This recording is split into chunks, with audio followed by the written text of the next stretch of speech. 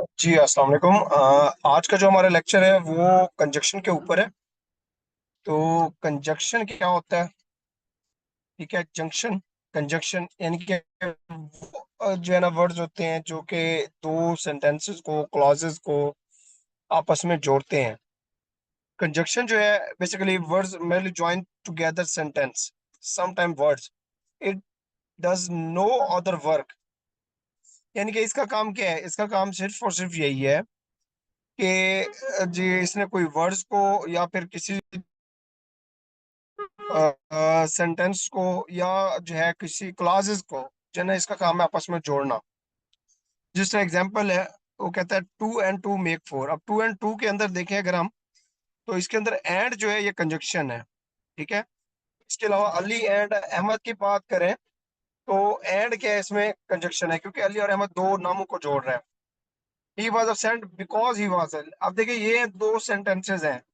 He was absent because he was ill, वो जो है इसके अंदर कौन जोड़ रहा है? बिकॉज क्या है, हमारे पास कंजक्शन है।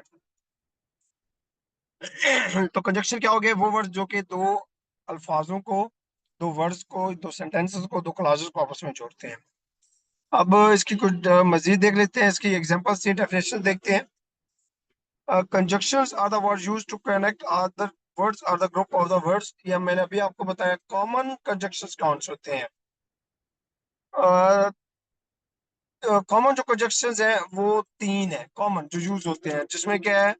एंड है, और है, एंड, बट, और। ये कॉमन यूज होते हैं, ये ऑलमोस्ट अक्सर हम यूज करते हैं। ये कंजक्शन दो क्लॉजेस को ज्वाइन कर रहे हैं, यही कॉमन कंजक्शन होते हैं। दो क्लॉजेस को क्या करते हैं? ये ज्वाइन करते हैं। इस बार डिटेल की बात करें, एंड जो है ये क्या करता है जी? एंड कंबाइन करता है टू आइडियाज। अगर हम आइडियाज की बात करें, थॉट्स की बात करें, तो आइडियाज जो होते हैं उसको कौन कनेक्ट करता है आपस में? आइडियाज को एंड जो है वो क्या करता है? कनेक्ट करता है। बट किसको करता है जी? ये दो आइडियाज के दरमियान कंट्रास्ट को। ठीक है। आप जो है पढ़ ले, लेकिन जो है आप क्या करें? टाइम दे। तो बट जो है ना ये क्या कर रहा है बेसिकली? बट कर रहा है, कंजक्शन है ये, जो है कंबाइन करता है, कंट्रास्ट करता है, टू आइडियाज को करता है। उसके बाद और की बात करें, और जो है ये चॉइसेस के दरमियान, कोई भी दो चॉइसेस हो सकती हैं, उनके दरमियान होता है और। ठीक है। तो और इनके दरमियान जो है ना ये करता है, चॉइसेस के दरमियान उनको जो है ना ये चूज करता है। दो चॉइसेस के दरमियान अगर आपने कुछ चूज करना हो तो और यूज करते हैं। अब एग्जांपल इसकी देख लें, ही टीच फिजिक्स एंड मैथ। अब देखिए दो आइडियाज है, या तो फिजिक्स पढ़ लें या फिर मैथ पढ़ लें, आइडियाज है। तो एंड आएगा। He felt tired but did not stop working. अब देखे ना, टायर्ड बट नॉट वर्किंग, ये कंट्रास्ट है। उसके बाद है यू मस्ट हैव अप और you will be left behind. अब देखिए ये क्या है? ये भी ऑप्शंस हैं, या तो जल्दी कर दे या फिर लीव कर दे। तो ये जो है ना कंजक्शंस के बारे में था। अब हम नेक्स्ट चलते हैं। ये कुछ पास पेपर के क्वेश्चंस हैं, ये देख लीजिएगा आप। इसमें इंटरजेक्शंस हैं। इंटरजेक्शन की बात करें तो कंजक्शन हमने पढ़ लिया, अब इंटरजेक्शन को देखते हैं। Interjection words are the phrase used to express strong emotion और द सरप्राइज। कोई भी स्ट्रॉन्ग इमोशंस हो या कुछ सरप्राइज, तो उसको जो है ना वो करता है, क्या करता है? वर्ड और फ्रेज जो कि एक्सप्रेस करता है दो स्ट्रॉन्ग इमोशंस को। दो स्ट्रॉन्ग जो है ना क्या करता है इमोशंस को, ये उसके बारे में क्या करता है? एक्सप्रेस करता है। अब शोज इंटेंशन इमोशंस, हमने मैंने भी बात की है, इंटेंशन को इमोशंस को शो करते हैं। Interjection exist in single word are the very short phrases. कहीं पे भी सिंगल वर्ड हो या शॉर्ट फ्रेजेस हो, वहां पे जो है ना यूज किया जाता है। Usually set off with the comma, exclamation point, question mark are the period. ये इनके जरिए जो है ना ये क्या किया जाता है? शो भी किया जाता है इंटरजेक्शन। इसके बाद इनके कॉमा लगा सकते हैं, अब एक्सक्लेमेशन पॉइंट लगा सकते हैं, क्वेश्चन मार्क लगा सकते हैं, पीरियड लगा सकते हैं। तो ये आएगा। For example, ah, oh, hey, oh my gosh, huh, oh, man, dude, dude, ये सारे क्या हैं बेसिकली? ये जो है इंटरजेक्शन है। क्या है? इंटरजेक्शन है। ये सारे के सारे क्या है? इंटरजेक्शन है। जी, एक मिनट होल्ड कीजिएगा।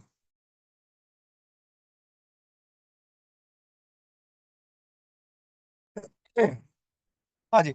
अच्छा, ये जो है ना सारे, ये जो मैंने बताया, आ, oh, hey, oh my gosh, who, ये सारे क्या हैं डूड? ये सारे के सारे क्या इंटरजेक्शंस हैं?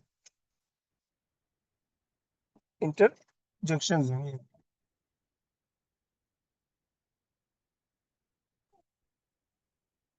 अच्छा, उसके बाद जी जिस एग्जांपल है hurrah, we have won the match, इसके अंदर हुर्रा क्या है? ये इंटरजेक्शन है।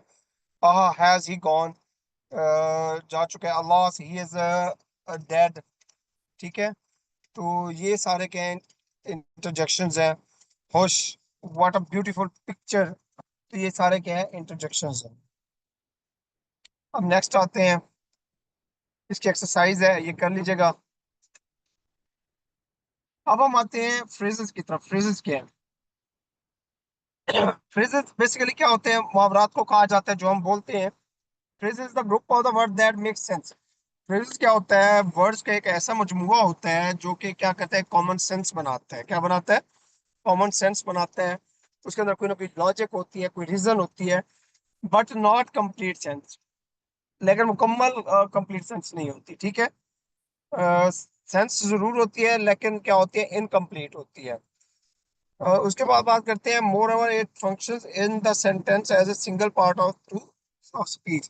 अब इसके अंदर अगर हम बात करें तो ये सेंटेंस का एक पार्ट होता है, कंप्लीट सेंटेंस नहीं होता। A blue shirt on the table.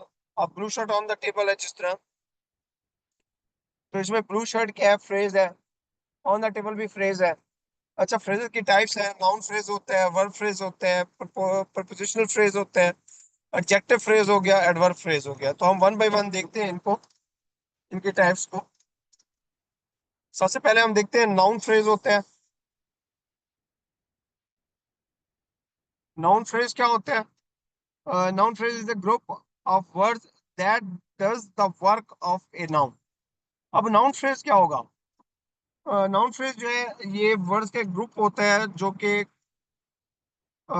Noun के तौर पर जो है ना ये काम कर रहा होता है। A noun phrase consist of noun and related words which modify the noun. अब देखिए नाउन फ्रेज क्या होगा? जो नाउन के ऊपर काम कर रहा होगा और नाउन को जस्टिफाई कर रहा होगा, जिसके अंदर नाउन मौजूद होगा। यानी कि कोई भी फ्रेज, कोई भी शॉर्ट सेंटेंस जिसके अंदर नाउन मौजूद हो, नाउन फ्रेज कहलाएगा। जिस तरह he is wearing A white shirt. अब देखिए शर्ट क्या है? नाउन है। तो इस का अगर हम बात करें, ही इज वेयरिंग, ही क्या आ गया? आपका प्रोनाउन हो गया। वेयरिंग ए वाइट शर्ट। अब व्हाइट शर्ट क्या है? शर्ट क्या बेसिकली नाउन है, तो ये कौन सा कहलाएगा जी? ये व्हाइट शर्ट क्या कहलाएगा? नाउन फ्रेज कहलाएगा। हमने कहा ना शॉर्ट वर्ड्स होते हैं, फ्रेजेस जो होते हैं, कंप्लीट सेंटेंस नहीं होता, इनकम्प्लीट सेंटेंस होते हैं। तो इसलिए जो है ना ये क्या कहलाता है? नाउन फ्रेज कहलाता है।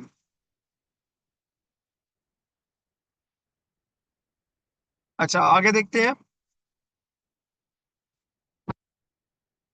वर्ब फ्रेज की बात करें तो वर्ब फ्रेज जो है, ये verb phrase consist of main verb and it's auxiliary in the sentence. अब देखिए ये किसके ऊपर मुश्तमिल होता है? मेन वर्ब के ऊपर मुश्तमिल होता है। मेन वर्ब के ऊपर। ठीक है। ये ऑक्सिलरी जो सेंटेंस ऑक्सिलरी इन सेंटेंस के अंदर, ठीक है, जो वर्ब जहाँ पे यानी कि जिसमें पाया जाता है, वर्ब फ्रेज कहलाता है। जिसमें वर्ब जो है पाया जाए, और इसको क्या कहते हैं? वर्ब फ्रेज कहा जाता है। उसके अलावा अगर हम देखें, जैसे एग्जांपल है, he is reading a book. अब देखिए रीडिंग, रीडिंग क्या है? रीडिंग का मतलब है पढ़ना। पढ़ना क्या है? बेसिकली वर्ब है। तो इसमें जो है मेन जो वर्ब आ रहा है वो कौन सा? रीडिंग है। तो इसलिए कहते हैं he is reading a book. अब इज रीडिंग जो है ये क्या होगा? ये फ्रेज कौन सा होगा? ये वर्ब फ्रेज होगा, क्योंकि इसके अंदर मेन वर्ब आ रहा है। प्रपोजिशनल वर्ब की बात करें तो ये वो, सॉरी प्रपोजिशनल फ्रेज की बात करें तो वो फ्रेज जिसके अंदर प्रपोजिशन पाई जाती है, जैसे एट द टेबल, ठीक है, sorry on the table, at the door, ठीक है, इन द बॉक्स, इसके अंदर क्या है, प्रपोजिशनल फ्रेज कहलाता है ये। जैसे a boy on the roof, on the roof, अब ऑन क्या है, ऑन क्या प्रपोजिशन है, तो ऑन द रूफ क्या हो जाएगा, प्रपोजिशनल फ्रेज हो जाएगा। एडजेक्टिव फ्रेज की बात करें, a group of the words that describe the noun और द प्रोनाउन। अब बेसिकली ये कौन सा ये होता है, ये वर्ड्स होते हैं जो कि नाउन या प्रोनाउन को जस्टिफाई करते हैं। देखिए एडजेक्टिव कौन होता है, हमेशा जो नाउन या प्रोनाउन को जस्टिफाई करे। तो डेफिनेटली जो फ्रेज होगा वो क्या कहेगा, एडजेक्टिव फ्रेज कहलाएगा। It does the work of an adjective may modify also an adjective और द एडवर्ब। अब ये दोनों एडजेक्टिव और एडवर्ब को जस्टिफाई करेगा, ठीक है, एडजेक्टिव और एडवर्ब को क्या करेगा, जस्टिफाई करेगा। अब आगे देखते हैं, देखिएगा, एग्जाम्पल है he is a wealthy person. अब देखिए पर्सन तो है, नाउन है, अब उसको जस्टिफाई कौन कर रहा है जी, वेल्दी, यानी कि बड़ा ही जो है दौलतमंद जो है ना एक शख्स है, तो वेल्दी क्या है, जस्टिफाई कर रहा है। तो वेल्दी क्या है, हो जाएगा ये एडजेक्टिव फ्रेज हो जाएगा, क्योंकि वेल्दी क्या है, उसकी खूबी है। एडवर्ब फ्रेज की बात करें तो एडवर्ब फ्रेज क्या है, जो वर्ब को जस्टिफाई करे। एडवर्ब क्या होता है, यानी कि जो वर्ब को जस्टिफाई करो, एडवर्ब फ्रेज कहलाता है। Group of the word that does the work of on off N adverb, यानी कि वो फ्रेज जिसमें एडवर्ब पाया जाए, यानी कि जो वर्ब को जस्टिफाई कर रहा होता है वर्ड, उसको एडवर्ब कहा जाता है। तो वो फ्रेज जिसमें एडवर्ब पाया जाए that is called the adverb phrase कहलाता है। For example the time goes very quickly. अब वेरी क्विकली, क्विकली क्या है, जो है उसकी एडजेक्टिव है, तो वेरी क्या है, उसका एडवर्ब है। यानी कि क्योंकि जो एडवर्ब होता है वो तीन चीजों को जस्टिफाई करता है, वर्ब को करता है, एडवर्ब को करता है और एडजेक्टिव को करता है। तो इसमें वेरी क्या है, एडवर्ब है। तो ये फ्रेज क्या कहलाएगा, वेरी क्विकली, इसमें एडवर्ब फ्रेज कहा जाएगा इसको। ये पांच पे कुछ क्वेश्चन है, देख लीजिएगा।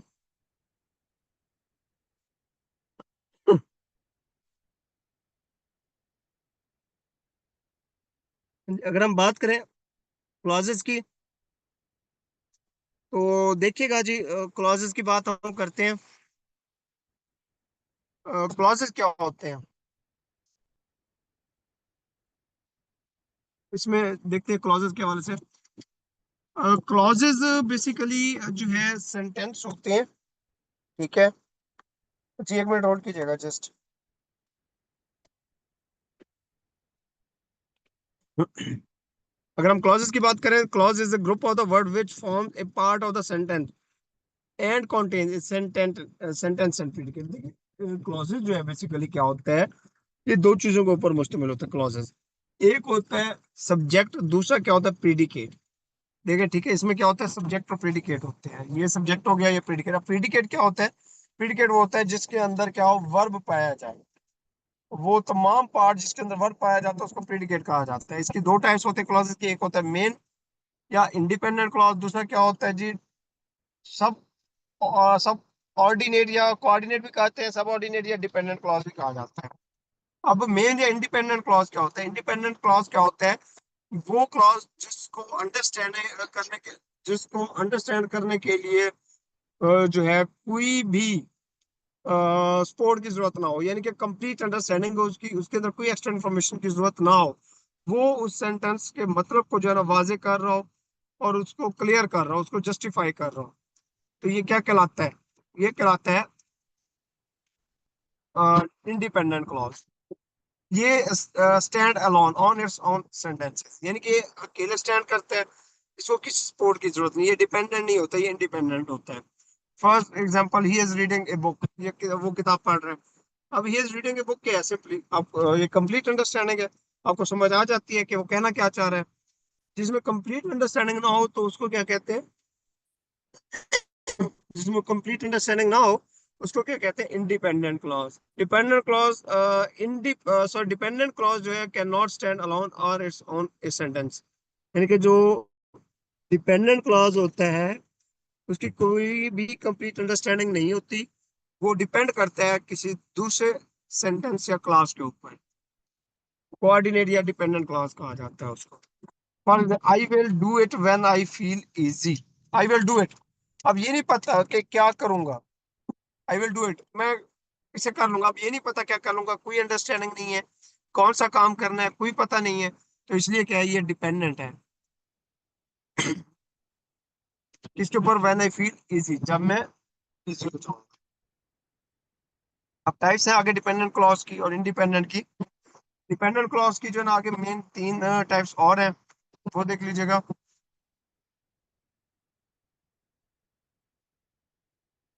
इसमें अगर हम देखते हैं तो एडवर्बियल एडवर्बियल क्लॉज होता है। A clause that function as an adverb, यानी कि वो क्लॉज जिसमें एडवर्ब के तौर पर फंक्शन हो, एडवर्ब काम कर रहा हो, एडवर्बियल क्लॉज कहलाएगा। जिसमें he sings beautifully when he is happy. He sings beautifully, अब देखिए वो अच्छा गाता है, सॉन्ग तो गाता है, अच्छा गाता है, लेकिन कब गाता है जी, जब वो खुश होता है। तो उसकी क्या है, एक रीजन बता दी गई है, उसको डिपेंड कर दिया गया हैप्पी के ऊपर। तो इसलिए क्या है, इसमें एडवर्ब क्या है, ब्यूटीफुली, तो एडवर्बल कहलाएगा उसके बाद है जी एडजेक्टिव क्लॉज।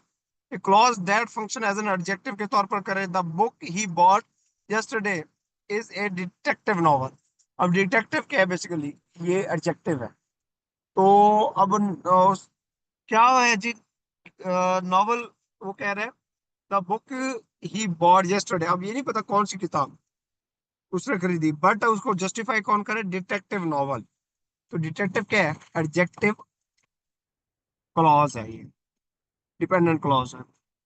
नाउन क्लॉज की बात करें तो नाउन में क्या होगा, वो क्लॉज जिसके अंदर नाउन को जस्टिफाई किया जा रहा हो, नाउन क्लॉज कहलाता है। I like what I see, I like what I see. अब मैं जी, वो कहता जी मैं पसंद करता हूँ व्हाट आई सी, तो इसमें क्या है, नाउन, सी क्या है, नाउन है, तो इसलिए इसे क्या कहा जाता है जी, नाउन क्लॉज कहा जाता है। कुछ पास पेपर के क्वेश्चन है, ये भी कर लीजिएगा आप। अब टाइप्स ऑफ सेंटेंसेस है, इसको देखते हैं।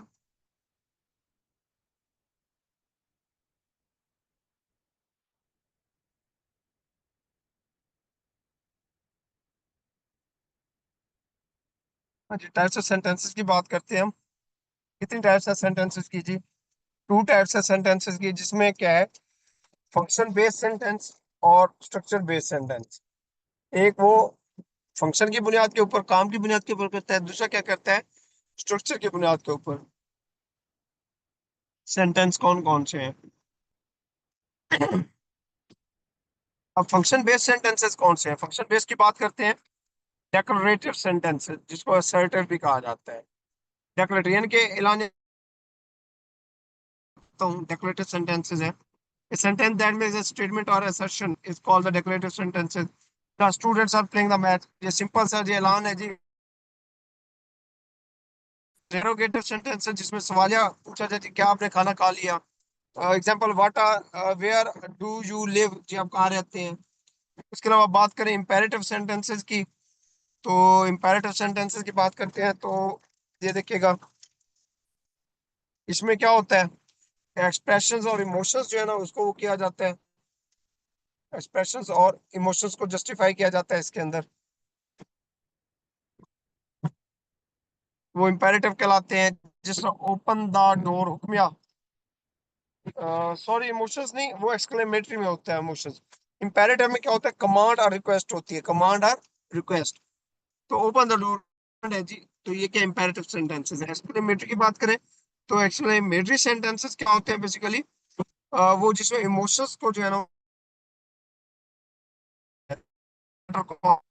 Exclamatory sentences. How cold night is, हैरान कौन बात हो रही है जी, कल बड़ा क्या थी, रात बड़ी ठंड थी।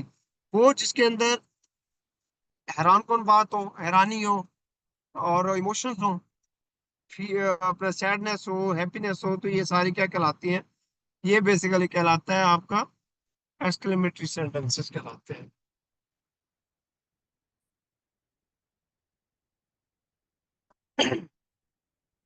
उसके बाद है जी structure based sentences.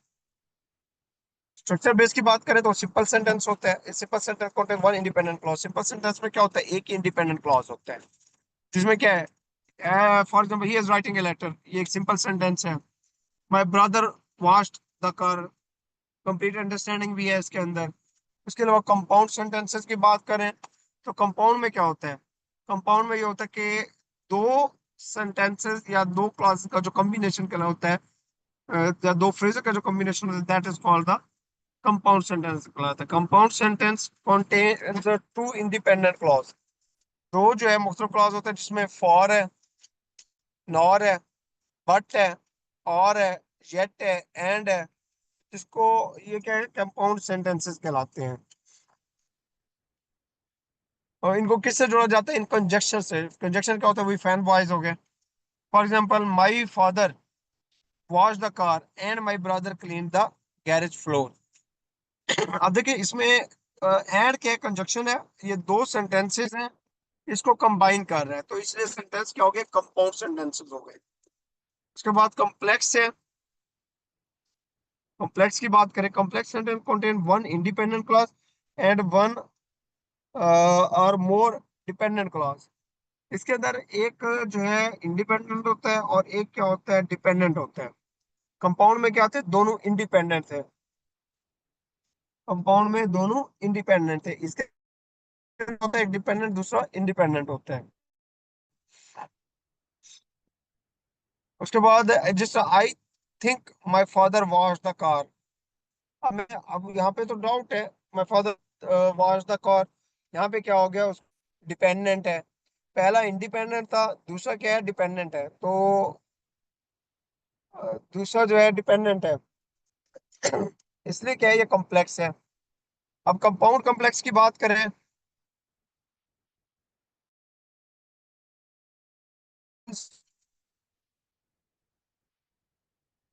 Compound sentence होते हैं contain टू और मोर इन एंड वन डिपेंडेंट। इनके इसके अंदर दो या दो से ज्यादा इंडिपेंडेंट हो और एक डिपेंडेंट क्लॉज हो। ये क्या कहलाता है? कंपाउंड कॉम्प्लेक्स कहलाता है। When was a child he was attacked by the dog therefore he is afraid of dog. अब देखिए इसके अंदर एक जो है डिपेंडेंट है, बाकी दो क्या? इंडिपेंडेंट। अब देखिए जिस तरह ये है, ही वॉज ए चाइल्ड। अब चाइल्ड तो था, बट ये समझिए कि क्या परेशानी हुई उसको, क्या अच्छा हुआ उसके साथ? He was attacked by the dog, that is the complete sentence, जिसको इंडिपेंडेंट क्लॉज कहा जाता है। और he is afraid of the dog, ये भी इंडिपेंडेंट है। ये दोनों इंडिपेंडेंट है और ये क्या? डिपेंडेंट है।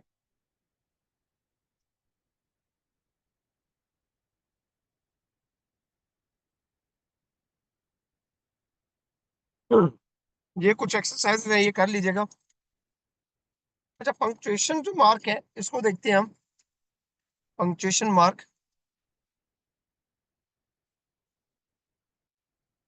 बल्कि ये कंप्लीट टॉपिक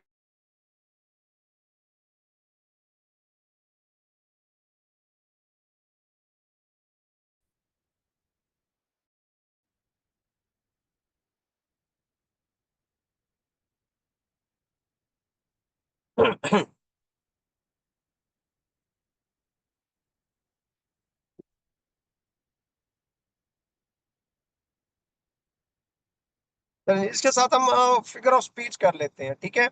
कल हम करेंगे एक्सक्लेमेटरी कर लेंगे, sorry not exclamatory, punctuation mark कर लेंगे। आज हम क्या कर लेते हैं, ये कंप्लीट करते हैं फिगर ऑफ स्पीच के साथ। और कल हमारा जो है रह जाएगा लेक्चर कौन सा? कल जो है वो है थर्सडे। और उसके बाद जो है ना हमारे सिर्फ और सिर्फ दो लेक्चर हैं। और इंशाल्लाह ये हम फ्राइडे तक इसको हम क्लोज करेंगे, जिसमें टेंसेस का है। बल्कि टेंस आपको भेज दूंगा, वो ज़्यादा इजी है।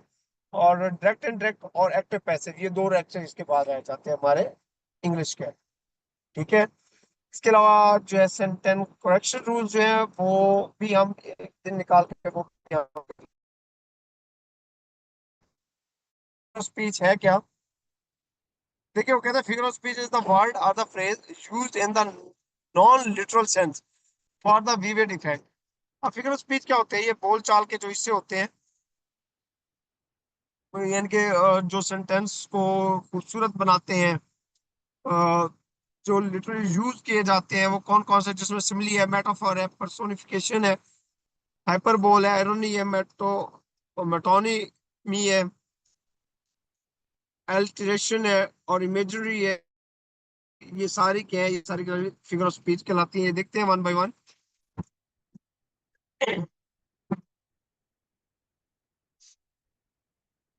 अब स्माइली क्या होती है?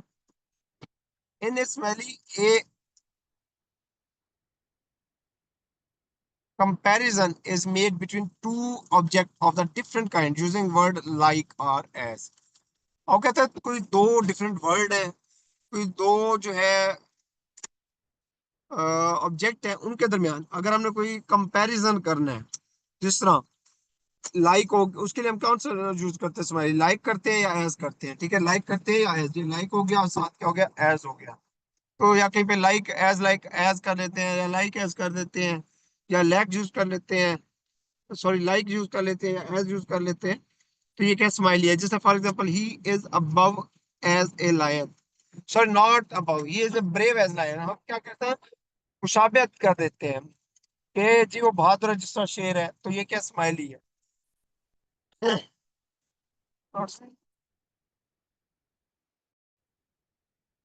सिमिली है, स्माइली नहीं, सिमिली वर्ड है। ठीक है, उसके बाद he fought like cats and the dog. अब ये क्या है, लाइक क्या है, सिमिली है, जो कि मुशाबियत को वो करती है कि वैसे लगता है जैसे डॉग्स एंड कैट्स लड़ते हैं।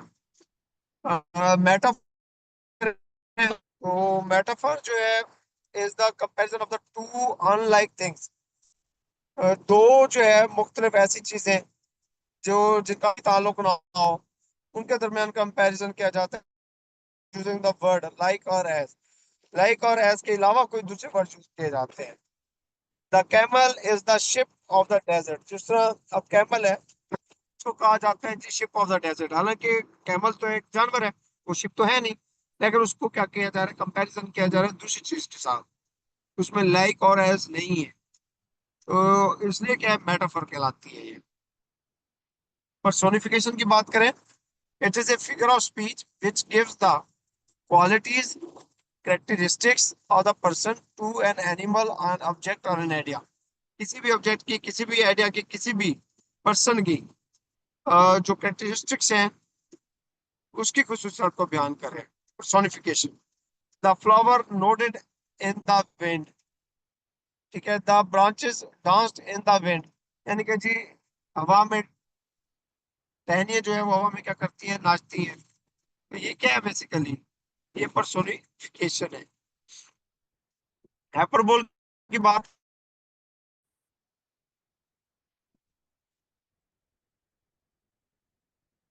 हाइपरबोल की बात करें तो हाइपरबोल क्या होती है, basically statement is made emphatic by the over,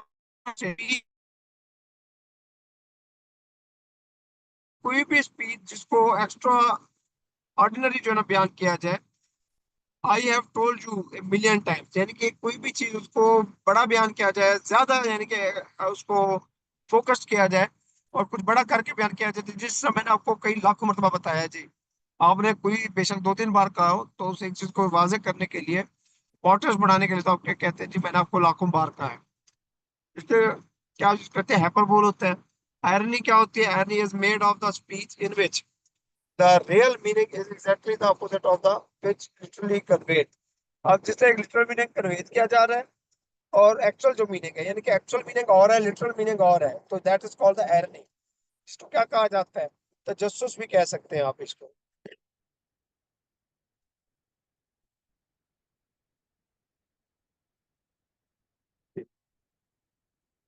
उसके बाद है मेटोनमी है।